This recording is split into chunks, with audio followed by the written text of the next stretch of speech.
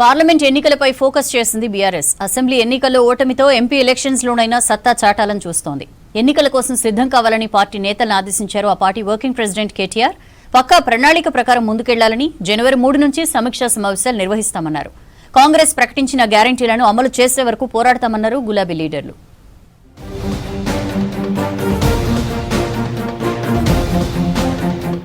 లోక్సభ ఎన్నికలకు సిద్ధం కావాలని పార్టీ క్యాడర్ను ఆదేశించారు BRS party working president KTR. Assembly సెగ్మెంట్ల వారీగా సమావేశాలు నిర్వహించాలన్నారు. చేవెళ్ల లోక్సభ సెగ్మెంట్ బీఆర్ఎస్ నేతలతో కేటీఆర్ సమావేశమయ్యారు. అసెంబ్లీ ఎన్నికల ఫలితాలపై చర్చించారు.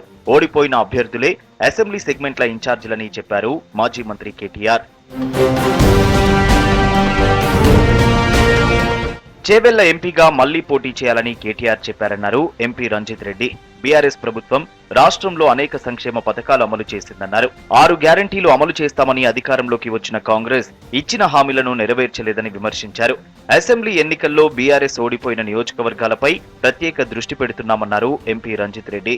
గెలిపే లక్ష్యంగా పోవాలి 16 కాన్స్టిట్యూన్స్ లో అన్న ఒక ధ్యేయంతో ఈ రోజు చేవెళ్ల పార్లమెంట్ కాన్స్టిట్యూన్స్ మొదలెట్టారు. నన్ను అభ్యర్థిగా చెప్తూ నువ్వేం పని చేసుకో అని చెప్పడము, అందరితో రివ్యూ చేసి ఈ రాబోయే 10-15 రోజులు కార్యాచరణ ఏంటో డిస్కస్ చేశాం. అన్ని మండల్ వైజ్ రివ్యూ చేయాలి, మండల్ వైజ్ కలవాలి, అన్ని రివ్యూ చేసుకుంటూ రాబోయే 15 రోజులు ఏమేం చేయాలని చెప్పి మేము డిసైడ్ చేసుకోవడం జరిగింది. రాష్ట్రంలో తప్పుడు హామీలతో అసెంబ్లీ ఎన్నికల్లో గెలిచిన కాంగ్రెస్ పార్టీ వాటి అమలును మర్చిపోయిందని విమర్శించారు ఎమ్మెల్సీ కవిత. కర్ణాటకలో సైతం ఎన్నికల హామీలు అమలు చేయడం లేదన్నారు. ఇక విద్యా సంస్థల్లో హిజాబ్ బ్యాన్ ఎత్తేస్తామన్న సిద్దిరామయ్య సర్కార్ ప్రస్తుతం కన్ఫ్యూజన్ లో ఉన్నారని విమర్శించారు.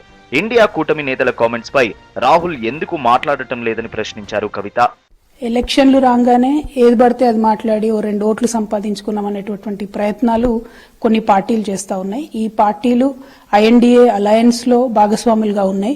ఎటుబడితే అటు మాట్లాడి సనాతన ధర్మం గురించి మాట్లాడి కోట్లాది మంది హిందువుల మనోభావాలు దెబ్బతీసినప్పుడు మీరెందుకు మాట్లాడలేదు, మీరెందుకు ఆ పార్టీలను నిలువరించలేదు? ఇప్పుడన్నా రాహుల్ గాంధీ గారు నిలబడాలి, జవాబు ఇవ్వాలి.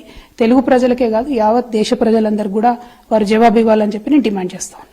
నల్గొండ జిల్లాలో ఇవాళ జరిగిన 2 రోడ్డు ప్రమాదాలపై స్పందించారు మాజీ ముఖ్యమంత్రి కేసీఆర్. 2 వేర్వేరు ఘటనల్లో 7 మృతి చెందడంపై తీవ్ర విచారం వ్యక్తం చేస్తూ వారి కుటుంబాలకు ప్రగాఢ సానుభూతి తెలిపారు. గాయపడిన వారికి మెరుగైన వైద్యం అందించాలన్నారు. బాధిత కుటుంబాలకు ఎక్స్ గ్రేషియా ప్రకటించాలని ప్రభుత్వాన్ని కోరారు మాజీ సీఎం కేసీఆర్.